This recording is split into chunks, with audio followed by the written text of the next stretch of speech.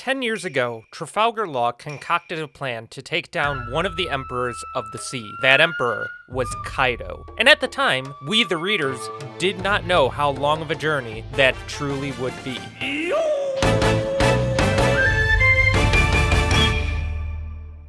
The Wano Arc of One Piece is the most unique experience the series has put forward so far, primarily because, like the Island of the Giants Elbaf, there was a lot of mysteries surrounding it before we actually got there. Now, Wano had been alluded to multiple times before, both in Thriller Bark and Marineford, and with a particular set of travelers accompanying the Straw Hat crew in the New World. As the arc concludes with the final fight recently ending, Wano has surmounted my previously favorite arc in the series, becoming the best arc in all of One Piece, and as I'd like to explain here, will certainly go down as one of the greatest stories ever told. This video is going to be pretty general and not super spoilery, since I really think if you're on the fence about getting into One Piece, there is no better time than right now. But before we get into that, this video was sponsored by Ragnarok Origins. Link in the description. Ragnarok Origins is the mobile sequel to the MMORPG Ragnarok Online, a dynamic game with battle action, a mercenary system, advanced customization, and stylized graphics between 2.5D and 3D views. There's a new job update for the class, the Alchemist, which can utilize a homunculus to dish out damage and potions and flasks to stun enemies and buff your own party members. There's a brand new area of the map called Aldebaran, and it's now open for you to visit, so look for undiscovered dungeons and unique rewards. Currently, there's an event with Mr. Gangnam Style himself from May 24th to June 12th, where Sai will be participating in community events. So if you want to get free stuff, just follow the link down below. Thanks again to Ragnarok Origins for sponsoring this video. I guess I should preface this discussion with my previously favorite arc in the series,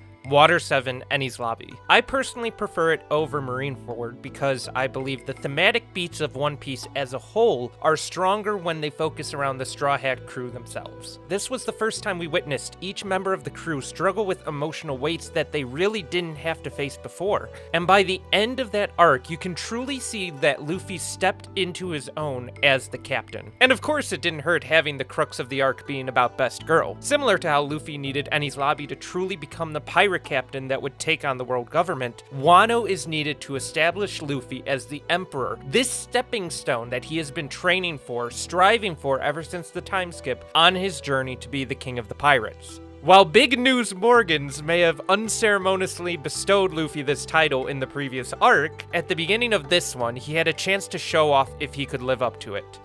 And initially he doesn't. But with the power of the formerly called Gum Gum fruit, just like rubber, Luffy bounces back, time and time again. But Wano is more than just a story about the Straw Hats on a new island. Wano Kuni literally means Japanese country, and it feels like the story the author, Eiichiro Oda, has always wanted to tell. When people talk about the best part about One Piece, one thing that's consistently mentioned is the world building. One Piece rivals and even surpasses Tolkien, who's often considered the main staple of what the best world building in literature encompasses. Each of the previous arcs and islands are based on different cultures, locations, and ethnic backgrounds, mixed into a melding pot of Oda's uniquely personalized and creative flavor. The commentary on Japanese history and lore is just subarashi. I mean, this arc has pirates, samurai, dinosaurs, cyborgs, and sentai all fighting in feudal Japan? I'm just sitting back thinking, yeah, this is everything I wanted. What Wano has managed to do better than most arcs in the series is deliver on the previously established plot points from much earlier in the story. This mainly focuses around developing Kinemon and Momonosuke into full-fledged characters that have some of the most tragic backstories and strongest motivations in the entire series. The presence of CP0 and the introduction of a new gear to the rubbery stick shift of the Monkey D. Luffy mobile hammers home homages to some of the thematic moments from my previously favorite arc. And then you have characters we've been with forever, like Zoro and Sanji, who are not past the point of developing even further. Each of Zoro's swords have different relevance to Wano in different ways, and Sanji's able to fully come to terms with his lineage from plot points established in the previous arc, Whole Cake Island, showing that in spite of One Piece's length,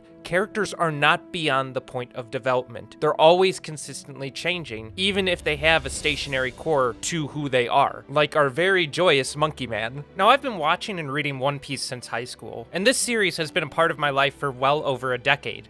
I mean, 2 if we're gonna count the 4Kids dub. Yo! And never before have I witnessed a story deliver like One Piece does. This becomes very difficult with long-running series, where each chapter feels like it validates its existence in the greater story, and if the chapter does its own thing, rarely does the greater story suffer as a result. I can literally count on one hand the number of One Piece chapters I didn't enjoy, and out of 1,049 at the time of recording this video, I say that's a pretty dang good track record. And with Wano particularly, the act structure helps flesh out not only more about the island itself, but the history about the world that we haven't been privy to before, such as the bounties of the strongest characters out there, and the reason why Wano itself is such an inflection point in the entire story. One Piece has been on a consistent upward trajectory with the culture surrounding it, to the point where it is more popular now than ever before, and the hype is just so glorious to be a part of. While a large portion of that is dedicated to how great the manga is, it can't be understated how awesome the anime adaptation for One Piece is right now, solidifying itself as one of the greatest pieces of fiction out there. The current iteration of the One Piece anime has revolutionized the weekly airing of this series by scoping out some of the greatest talents in animation from around the world and bringing them together to be part of this one great story. I mean, we're getting cinematic quality episodes on a somewhat regular basis, which is just insane for a series that used to look like this. Even beyond the stellar 2D animation, minimal but necessary use of CGI, and iconic soundtrack, every single opening for Wano has been an absolute banger. I mean, this show just doesn't miss, and it continues to build the hype every time you put on an episode to watch. I mean, the moment when Kid and Law pull Luffy out of the water and throw him back into the action during the current opening just brings a smile to my face every time I watch it. And with advanced knowledge about the events of the story, more effort is put into foreshadowing different things, making it a truly wonderful companion piece to enjoy alongside the manga. For the first time ever, it doesn't feel like one is replacing the other. The best reason for why Wano will go down as one of the greatest stories ever told is through the idea of the main technique of combat that was introduced to Wano specifically, Ryo. Ryo means flow and sums up why Wano as a whole hits so differently.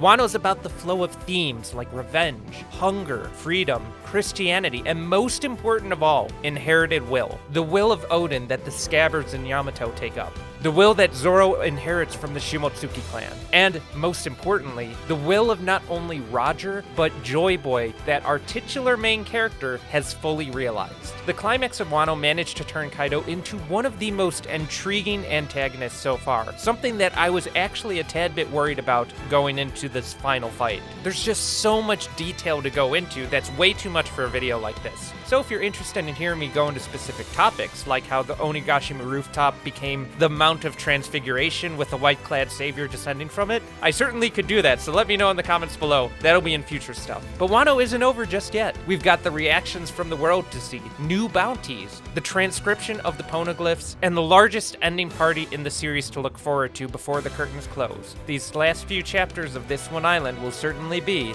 a beautiful duang. Also, Robin had the best fight in the arc. Don't at me. Johnny!